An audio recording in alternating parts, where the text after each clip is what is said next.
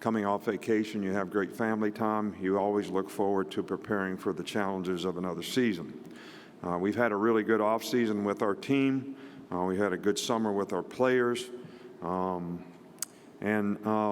I think our team has made improvements and progress in, a lot of areas, whether it's physical development, attitude development, and, trying to develop a mindset that will allow us to have good team chemistry, in the future. But, as we always do, it's kind of like, here we go again in making predictions about how young people, adolescents will perform in the future.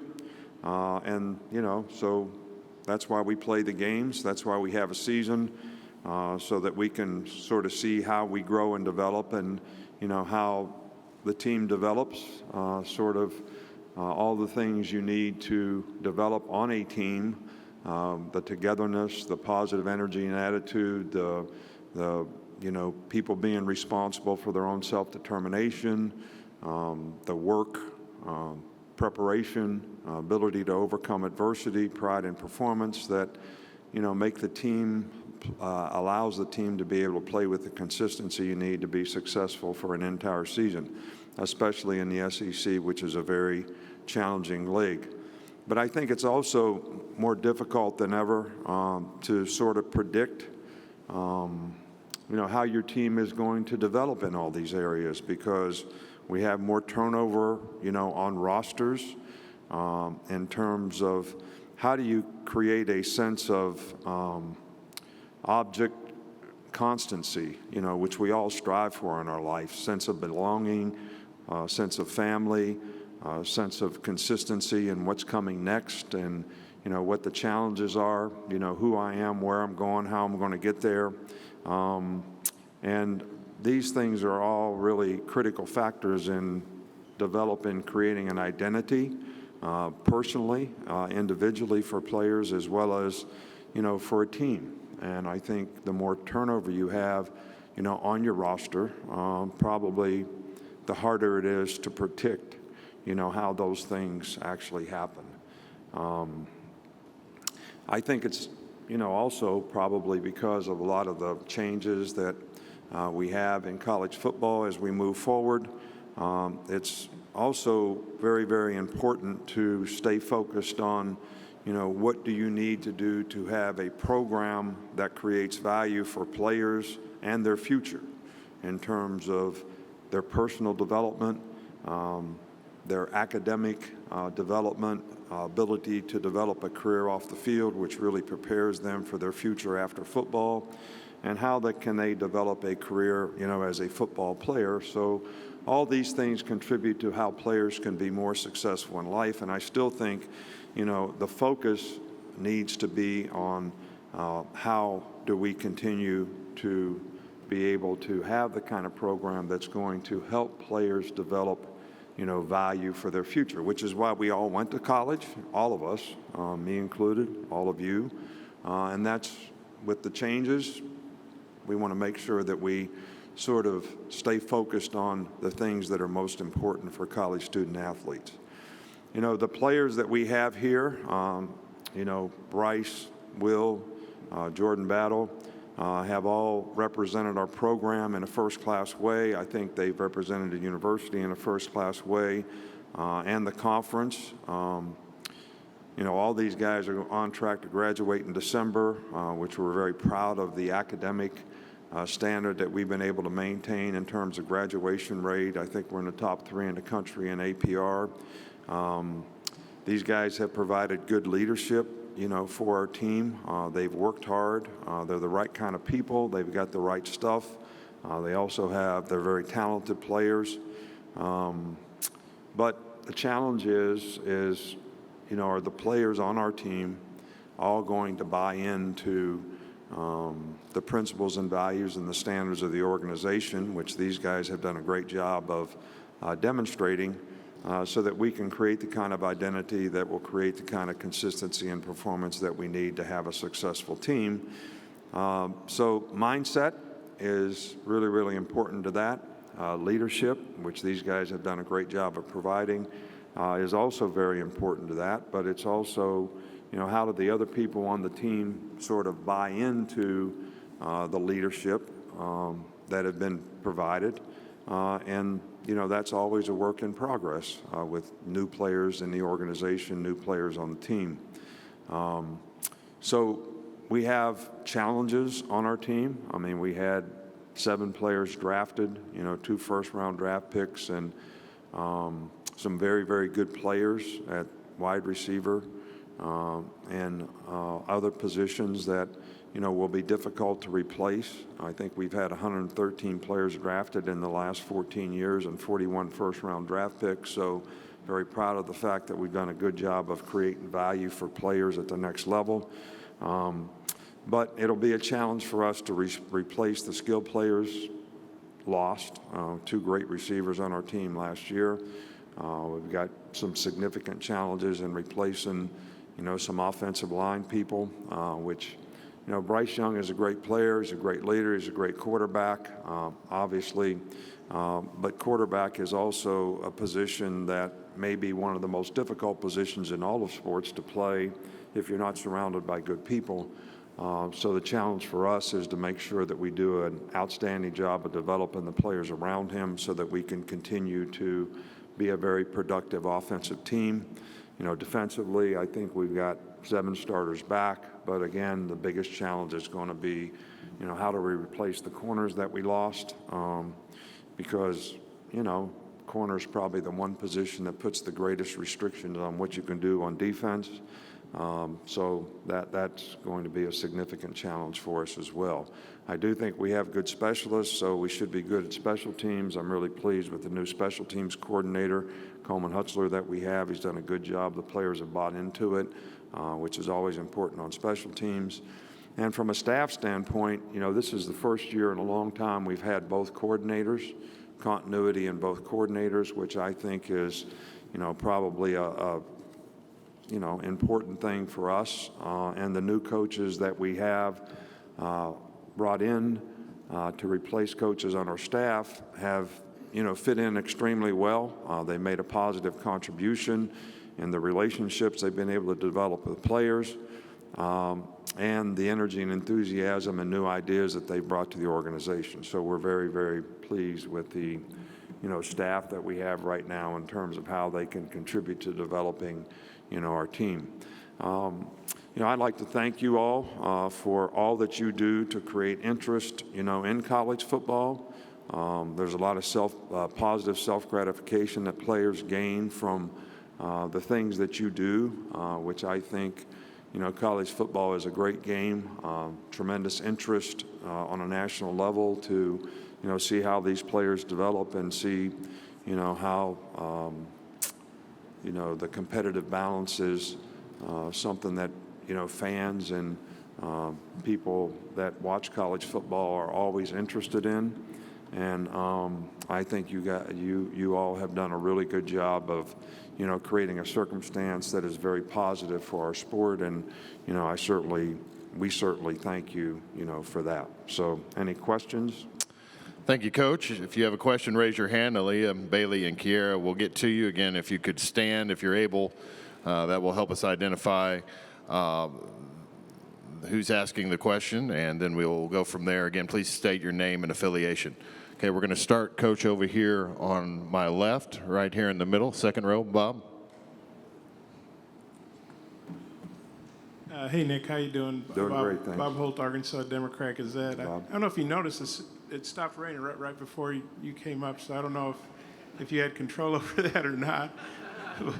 I don't think so. Yeah. But as far as Will and Bryce, can you think of another team where you've had such elite guys on each side of the ball? And what's it like having 2 guys back that are so good, arguably, the best in the country? Well, I don't like to compare players, but to have 2 players that make such a significant impact on our team as those 2 guys, I don't recall ever having a circumstance like that. We've had some great impact players, but never one on offense, one on defense of, the caliber that these guys have been able to play on a consistent basis. But I think, probably bigger than that is the impact that they have on the players around them. These guys set a great example. They're players that other people on our team can emulate in a positive way because of the example that they set. These guys are very serving to their teammates in terms of, they really do care about helping other people for their benefit.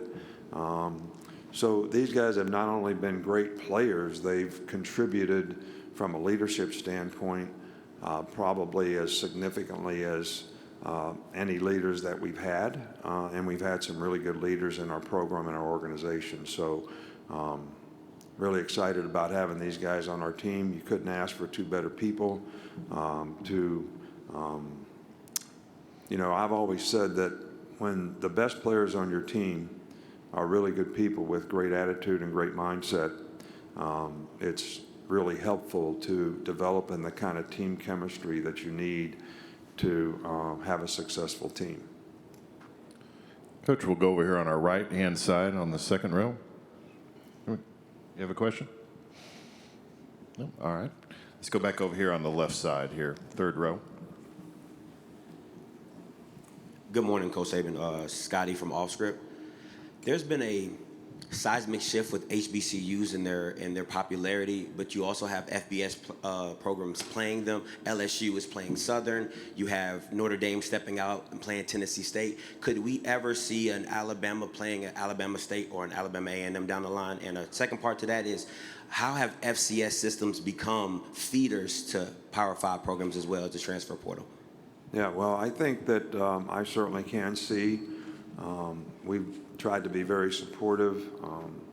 Ms. Sterry's on the Board of Trustees at Stillman College, and I've always been an advocate of playing in-state schools because I think it sort of helps them, raise their level and their ability to compete, which obviously if you do that, you also contribute to how successful the players, in those organizations can be.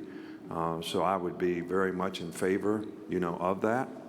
I do think that some of the really, really good players, I think it's going to work both ways. I think some of the really good players in that league are going to have opportunities to go other places, but I also think that there'll be some players that come back to that league that will also be able to enhance their value as players because of the opportunity that will be created for them by playing at that level. So all good things. Coach, we're going to go over on our right side alongside the aisle.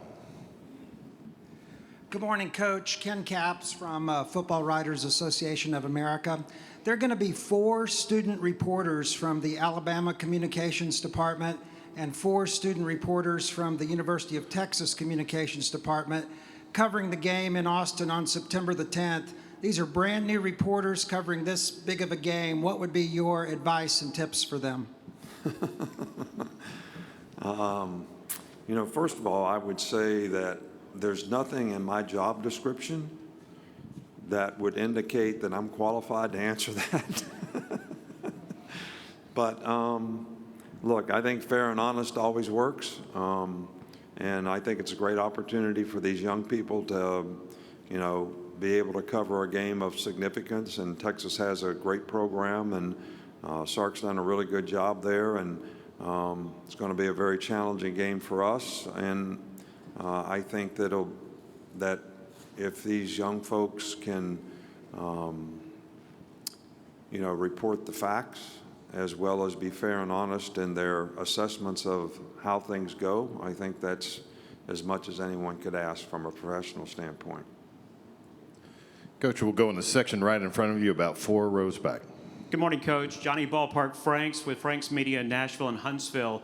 Before you arrived at Alabama, the program never had a Heisman Trophy winner. And with Bryce Young's win, now 4, most in the SEC, in terms of the winners and the finalists, what has that success meant as far as winning the award and how it translates to success with your program? Well, I think it kind of goes both ways. I think the success that the program has had probably lends itself to more attention that our players get whether it's to make All-American or win national awards like the Outland Trophy or the Nagurski or, the Heisman or whatever it is. And because these guys all were great players and had great seasons on a very successful team that got a lot of national exposure and recognition, their performance was rewarded.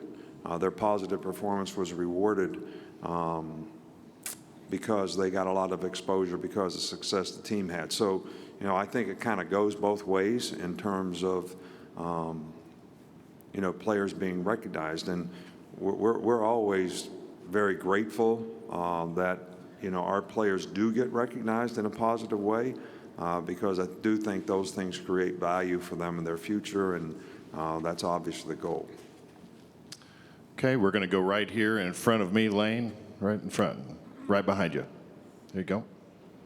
Hey there, Coach Saban. This is Lane Higgins from the Wall Street Journal. I've noticed that when you were talking about the key, building blocks for a program, you mentioned personal development, academic development, and creating value for their football career, but you didn't mention NIL. And I know that that's something that you've, kind of weighed in on earlier this offseason, but, what is your view on how Alabama can, get involved in that space, just because it is changing dynamics in college football, whether you like them or not? Yeah, well, I don't dislike name, image, and likeness. I'm all for the players. I want players to do well. Our players did extremely well last year. They made over $3 million in name, image, and likeness. So I'm all for the players, being able to do as well as they can and use their name, image, and likeness to create value for themselves. And, we have a great brand at Alabama. So players are certainly, their value there is going to be enhanced because of the value that our brand can help them create. But, the thing that I have, sort of expressed, not concerns about, but there's got to be some uniformity in protocol of how name, image, and likeness is implemented. And I think there's probably a couple factors that are important in that. How does this impact competitive balance, in college athletics? And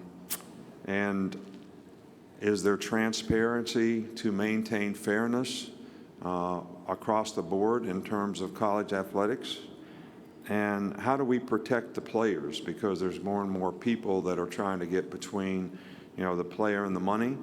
And in the NFL, they have guidelines for agents because the NFL Players Association sort of has rules and regulations about how they, should, professionally, help the players. So that's, something that, we really want to make sure that our players are not being misguided in any way. And the biggest concern is, how does this impact and affect recruiting? Because on the recruiting trail right now, there's a lot of people using this as inducements to go to their school by making promises as to whether they may or may not be able to keep in terms of, what players are doing. And I think that, that is what can create a competitive balance issue between the haves and the have-nots. And we're one of the haves.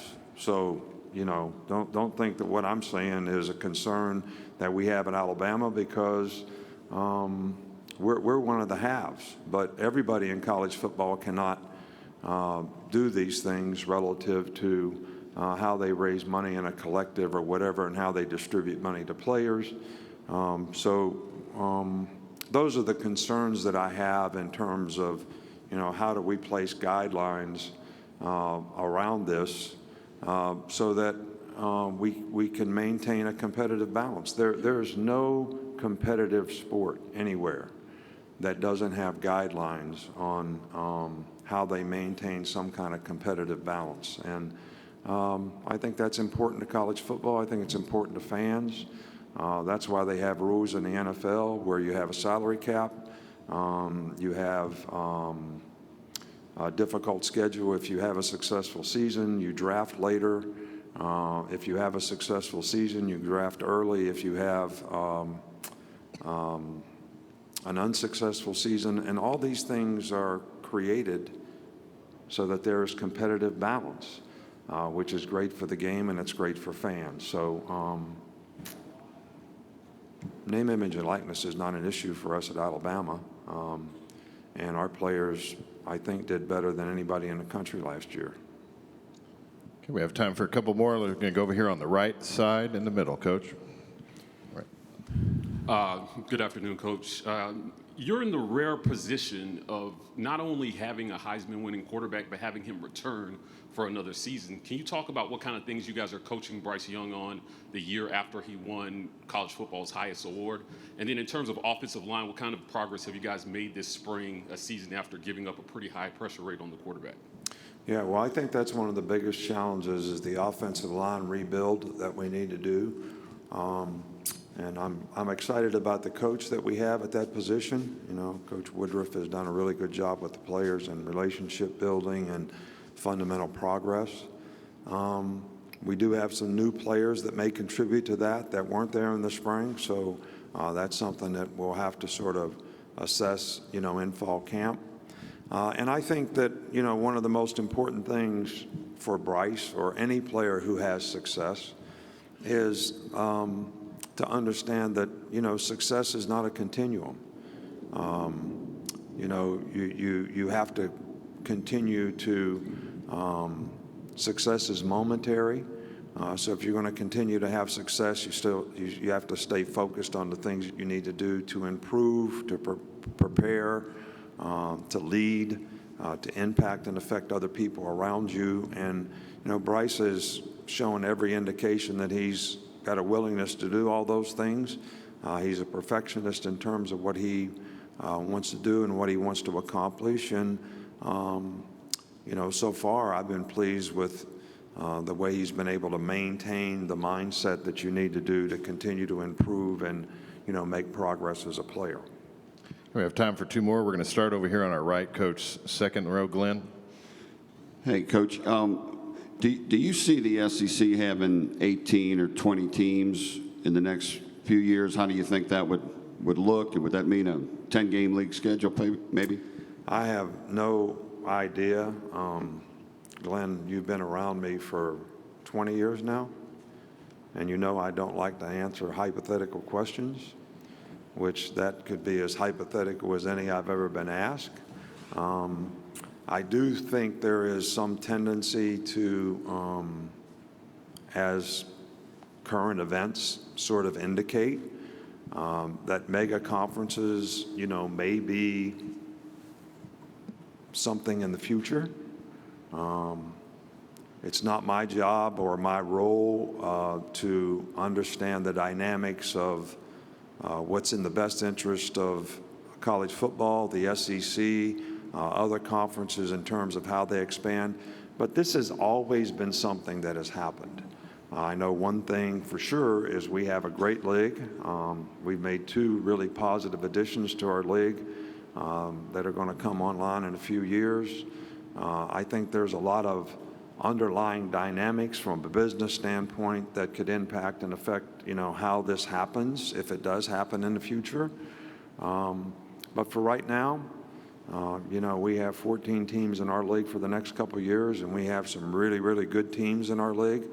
It's a very competitive league.